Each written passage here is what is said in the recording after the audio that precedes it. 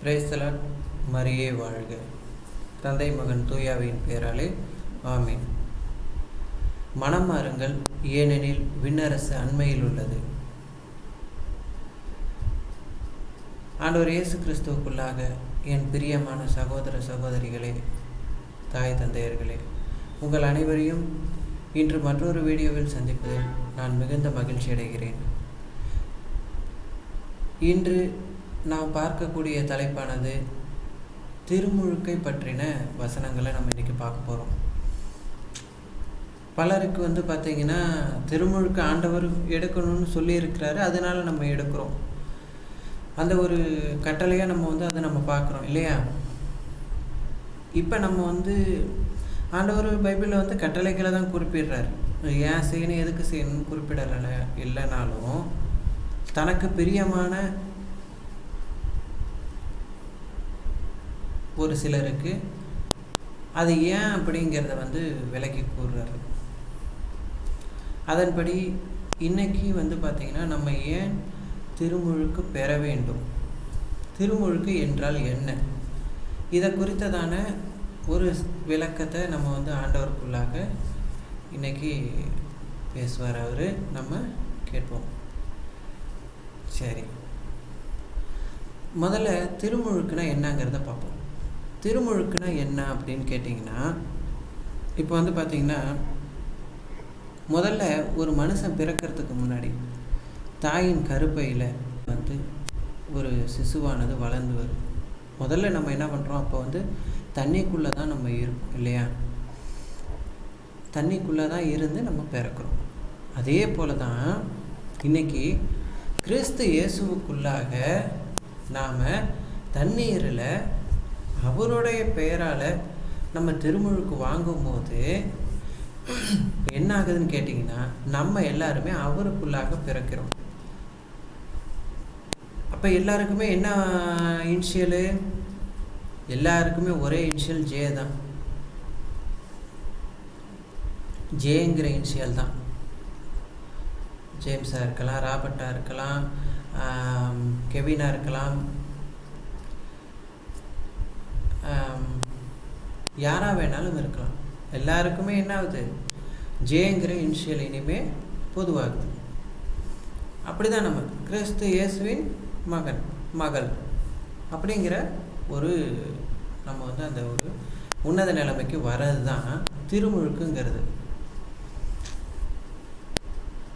மரியம் அப்படின்னா கேட்டிங்கன்னா கடல்னு அர்த்தம். மாதாவுக்குள்ளார இயேசு கிறிஸ்து பிறந்தார் இல்லையா. அதுக்கப்புறம் திருமுழுக்கு யோவானால் திருமுழுக்கு பெற்று பரிசுத்த ஆவிக்குள்ளாக அவர் இது பண்ணுறார். அதே போல் நம்மளும் திருமுழுக்கின் வழியாக அவரோடு இணைக்கப்படுகிறோம். கிறிஸ்து இயேசுவுக்குள்ளாக இணைக்கப்படுகிறோம். மாதாவின் பிள்ளைகளாக மாறுறோம். இயேசுவின் பிள்ளைகளாகவும் மாதாவின் பிள்ளைகளாகவும் நம்ம இருக்கோம். இதுதான் திருமுழுக்குங்கிறது. திருமுழுக்கு பெற்று ஒருவர் அவரோடு இணையப்பெறலைன்னா, அவரோட பிள்ளைகளாக மாறலைன்னா அவருடைய ராஜ்யத்துக்கு உட்பட முடியாது. யோவான் நற்செய்தியில் என்ன சொல்கிறாரு, நிக்கோதேமுக்கிட்ட சொல்லும்போது, ஒருத்தன் தண்ணியாரும் தூய ஆவியாலும் பிறந்தாலன்றி விண்ணரசுக்குள் நுழைய முடியாது அப்படின்னு சொல்கிறோம். அதனால தான் நம்ம என்ன பண்ணுறோம், ஞான ஸ்நானம் பெறுகிறோம், திருமுழுக்கு பெறுகிறோம்.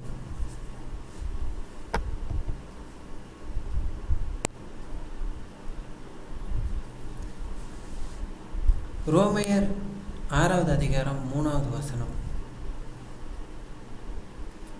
திருமுழுக்கினால் கிறிஸ்து இயேசுவோடு இணைந்திருக்கும் நாம் அனைவரும் அவருடைய சாவிலும் அவரோடு இணைந்திருக்கிறோம் என்பது உங்களுக்கு தெரியாதா? இறந்த கிறிஸ்துவை மாட்சிமிகு தந்தை உயிர்த்தெழச் செய்தார். அவ்வாறு நாமும் புதுவாழ்வு பெற்றவர்களாய் வாழும்படி திருமுழுக்கின் வழியாய் அவரோடு அடக்கம் செய்யப்பட்டோம் அப்படின்னு நம்ம என்ன பண்ணுறாங்க சொல்கிறாங்க. அதாவது என்ன நடக்குது அப்படின்னா, திருமுழுக்கில் நம்மளுடைய அந்த பாவங்கள் இருக்கு இல்லையா, அதாவது ஜென்ம பாவங்கள் இருக்கு இல்லையா, கிறிஸ்து இயேசுவுக்குள்ளார நீங்கள் பிறப்பதின் வழியாக அந்த ஜென்ம பாவங்கள்லாம் கழுவப்படுறது தான் திருமுழுக்குங்கிறது. அதாவது பேதுரு குறிப்பிடப்படுவது போல திருமுழுக்கு உடலின் அழுக்கை போக்கும் செயல் அல்ல அப்படின்னு சொல்கிறாரு. நம்ம உடலின் அழுக்கை போக்குறதுக்காக நம்ம திருமுழுக்கு வாங்கலை. பாவங்கள், அதாவது ஜென்ம பாவங்களுடைய அழுக்கையும் நம்ம செய்த பாவங்களுடைய அழுக்கையும் போக்குற செயல்தான் திருமுழுக்கு. இப்போ பார்த்திங்கன்னா 1 கொரிந்தியர் 10:2 என்ன சொல்லப்படுது அப்படின்னா,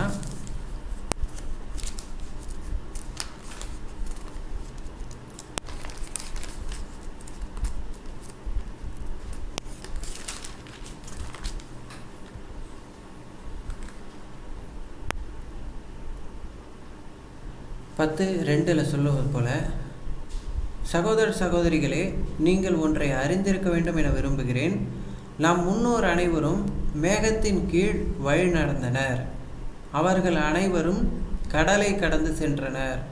அவர்கள் அனைவரும் மோசேயோடு இணைந்திருக்கும்படி மேகத்தாலும் கடலாலும் திருமுழுக்கு பெற்றார்கள்.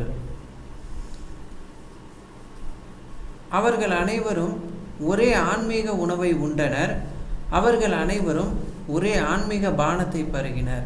தங்களை பின்தொடர்ந்து வந்த ஆன்மீக பாறையிலிருந்து அவர்கள் பருகினார்கள். கிறிஸ்துவே அப்பாறை அப்படின்னு சொல்லப்படுறது வழியாக நீங்கள் இதுலேருந்து என்ன தெரிஞ்சுக்கிறோம் அப்படின்னா, இதை இன்னொரு வசனத்தையும் பார்த்துட்டு வருவோமே. 1 பேதுரு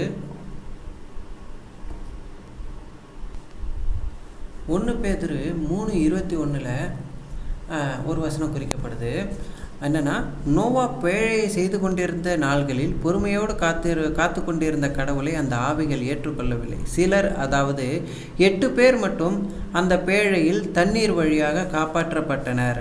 அந்த தண்ணீரானது திருமுழுக்கிற்கு முன்னடையாளம்.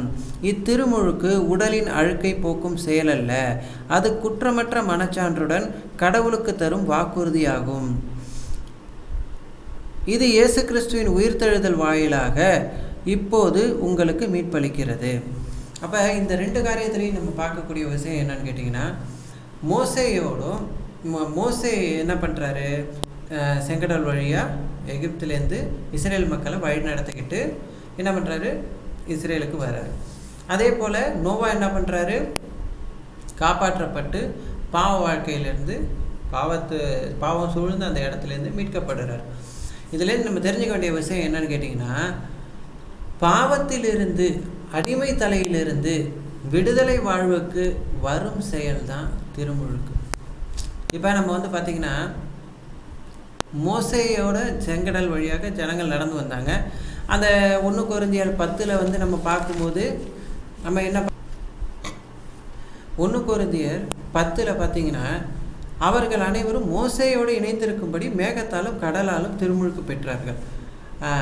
பார்த்தீங்கன்னு வச்சுக்கோங்களேன், அவர்கள் கால் நனையவில்லைன்னு சொல்லி நம்ம பழைய ஏற்பாட்டில் பார்க்குறோம். அப்போ பார்த்திங்கன்னா, தண்ணீரால் அவங்க எப்படி திருமுழுக்கு பெற்றார்கள்? தண்ணீரால் அங்கே திருமுழுக்கு பெறலை, தண்ணீரை கடந்து வந்தார்கள். அந்த பாவ செயல், அது என்ன, எகிப்திலிருந்து அடிமை தலையிலிருந்து விடுதலை வாழ்வுக்கு செங்கடலை பிளந்து நடந்து வந்தாங்க இல்லையா. இந்த வழியானது விடுதலை வாழ்வுக்கு செல்லும் அந்த வழியானது திருமுழுக்கிற்கு அடையாளமாக திருமுழுக்குன்னு சொல்லப்படுது. அப்போ நம்ம என்ன புரிஞ்சுக்கணும் அப்படின்னா, திருமுழுக்குங்கிறது அடிமை தலையிலிருந்து பாவத்திலிருந்து மீட்கப்படுதல். இப்போ பார்த்திங்கன்னா, நோவா காலத்தில் அவ்வளோ பேரும் பயங்கர கொடூரமாக பயங்கரமான ஒரு எப்படி சொல்கிறது, பாவத்திலேயே அதுலேயே மூழ்கி கிடந்தாங்க. பிதாவானவர், தந்தையானவர் என்ன பண்ணார், வருத்தப்பட்டார். மண்ணில் மனுஷரை படைச்சதுக்காண்டி என்ன பண்ணுறாரு, பிதாவானவர் வருத்தப்பட்டார். அதனால அது உலகத்தை அழிக்கணும் அப்படின்னு நினைக்கும்போது நோவாவை நீதிமானாக இருக்கிறதுனால நோவாவை மட்டும் காப்பாற்றுறாரு. 8 பேர், நோவாவோட மனைவி, மகள்கள், மருமகன்கள் எல்லாரும் காப்பாற்றப்படுறாங்க. 8 பேர் காப்பாற்றப்படுறாங்க. நோவாவோடு 8 பேர் காப்பாற்றப்பட்டாங்க. அவருடைய 3 பசங்க, காம், சேத், எப்பேத், அந்த 3 பேர். அப்புறம் அவருடைய மனைவி, அவர், அப்புறம் மருமகள், மொத்தம் 8 பேர் காப்பாற்றப்பட்டாங்க. அப்படி அவங்க என்ன பண்ணுறாங்க, அந்த பேழைங்கிறது மீட்பின் திட்டம். நல்லா கவனித்து பார்த்தீங்கன்னா அந்த பேழையில் வந்து அவங்க ஒன்றும் தண்ணியில் இறங்கலாம் இல்லை. ஆனால் அது திருமுழுக்கின் அடையாளம்னு சொல்லி என்ன பண்ணுறாரு பேதுரு குறிப்பிடுறார். இன்றைக்கி நம்மளும் பாவ வாழ்க்கையிலேருந்து ஆண்டவர் நம்மளை மீட்டு கொண்டு வர செயல் தான் திருமுழுக்கு. அந்த திருமுழுக்கின் வழியாக நம்ம கழுவப்படுறோம். நம்ம பாவத்திலிருந்தும் நம்ம அடிமைத்தளத்திலிருந்தும் நம்மளை என்ன பண்ணுறாரு ஆண்டவர் மீட்கிறார்.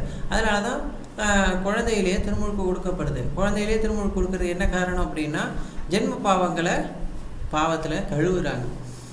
அதனால தான் அங்கே வந்து திருமுழுக்கு கொடுக்கப்படுது.